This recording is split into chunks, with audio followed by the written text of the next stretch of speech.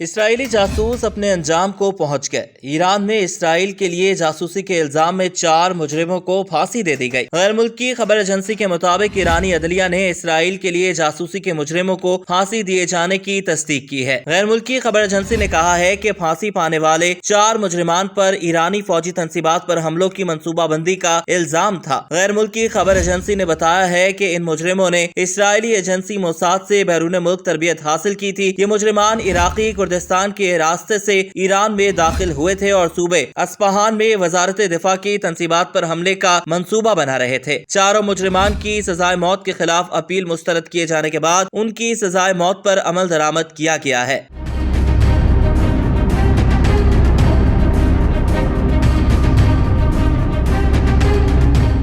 ایران میں گزشتہ سال دسمبر میں بھی ایک خاتون سمیت 4 اسرائیلی جاسوسوں کو پھانسی دی گئی تھی، جن پر اسرائیل کی خفیہ ایجنسی موساد سے رابطہ رکھنے اور تخریب کار ہونے کا الزام تھا۔ سزا پانے والے افراد پر الزام تھا کہ انہوں نے موساد کے عہدیداروں کی رہنمائی میں ایران کی سلامتی کو نشانہ بنانے کے لیے وسیع تر کارروائیاں کی تھیں۔ سزائے موت پانے والوں کی شناخت وفا ہنا، ارم عمری اور رحمان پرواز کے نام سے ہوئی ہے، جبکہ ان کے ساتھ جس خاتون کو پھانسی دی گئی اس کا نام نسیم نمازی تھا۔ ایرانی انٹیلیجنس ایجنسی نے سن 2022 میں جنوری سے مئی تک اس گروپ کی کم از کم 4 ماہ تک کڑی نگرانی کی اور انہیں اس وقت گرفتار کیا گیا جب وہ ایک پڑوسی ملک سے ایران میں داخل ہوئے۔ ان کے تخریبی مشن میں اغوا کرنا، دھمکیاں دینا، گاڑیوں اور بعض نامعلوم افراد کے گھروں کو آگ لگانا اور ان کے موبائل فون چوری کرنا شامل تھے۔ اس سے قبل دسمبر کے وسط میں بھی ایران کے جنوبی صوبے سیستان بلوچستان میں موساد کے ایک ایجنٹ کو سزائے موت دی گئی تھی۔